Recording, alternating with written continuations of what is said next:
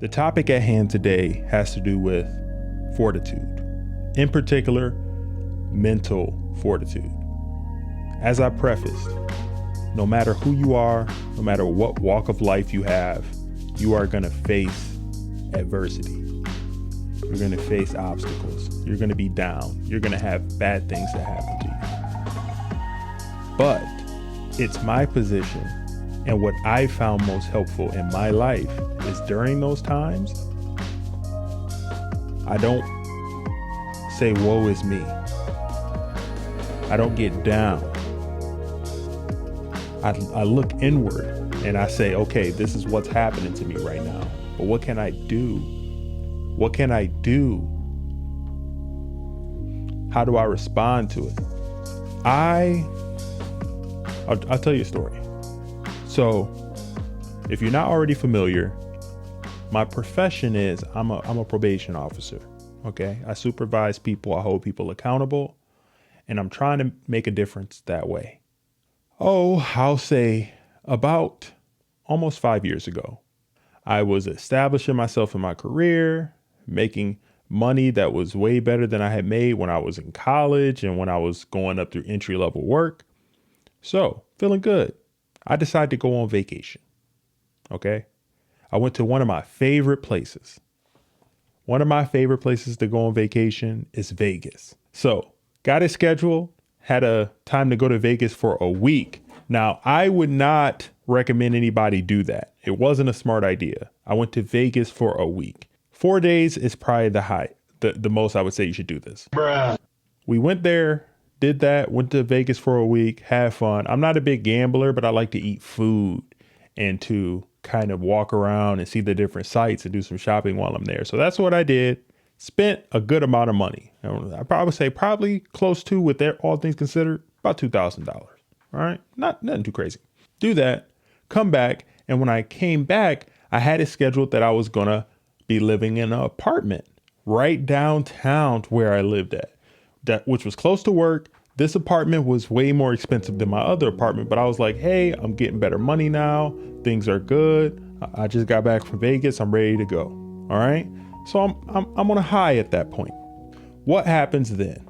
I go into the office, and in the middle of the day, I'm doing my paperwork, doing my work, and I get a notification. Email. Hey, the administrator, the supervisor, the lead of the court wants to speak with you. I'm like, oh, okay. I'm figuring that he wants to talk to me because of what a great job I'm doing. Right. So later that day, I go in.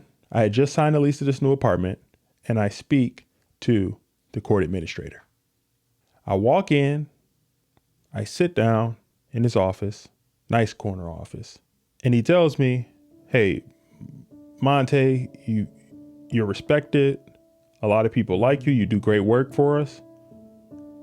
But unfortunately, due to budget concerns, what have you, we're going to have to let you go.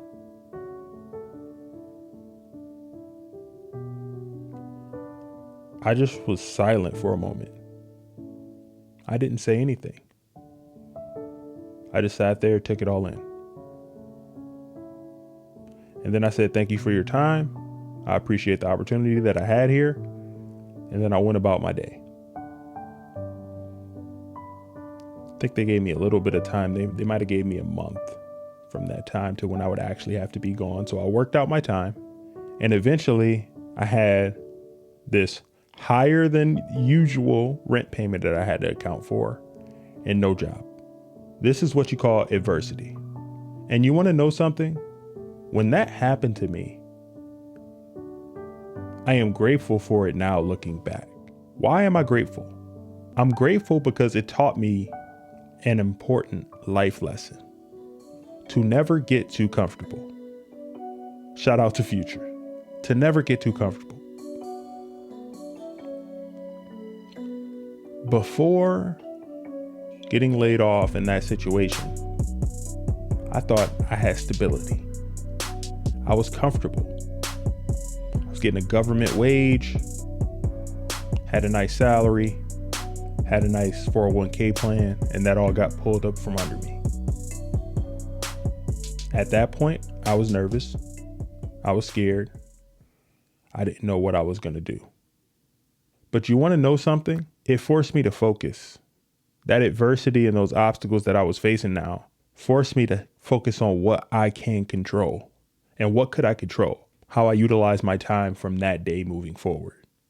Long story short, I ended up applying at a bunch of different places, and I ended up taking a position at a firm that does sales and marketing. At the time, I didn't know what type of sales and marketing that they did, but I figured I have good people skills. I'll make it work and be able to thrive in this position. They did a lot of personal development and self-improvement stuff. Eventually, what I found out was it was direct sales. Yes, it was direct sales. Going to people's doors and knocking to provide a service and a product.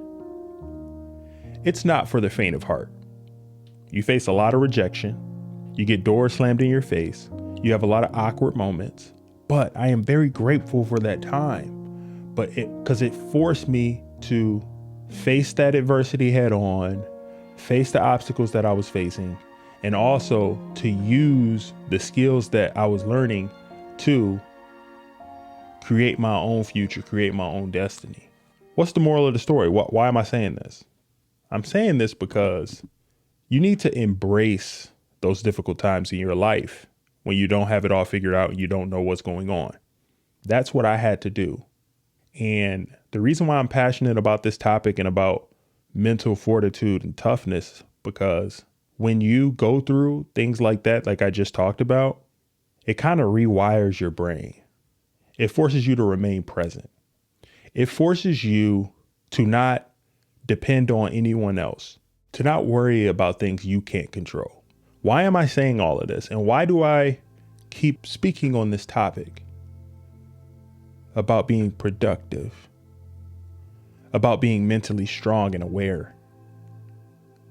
Because I'm starting to realize that in my life, what's helped me to be successful, what's helped me to thrive and to grow as a content creator, as a podcaster, in my career with people, is using something that's called Stoicism. And I didn't even know that that's what I was doing before, but it all is starting to click with me now.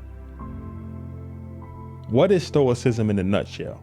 For me, it's gathering insight, knowledge, wisdom, learning from your experiences, developing a philosophy, and not focusing on outside factors that happen to you in the world. Instead, looking inward and focusing on what you can control.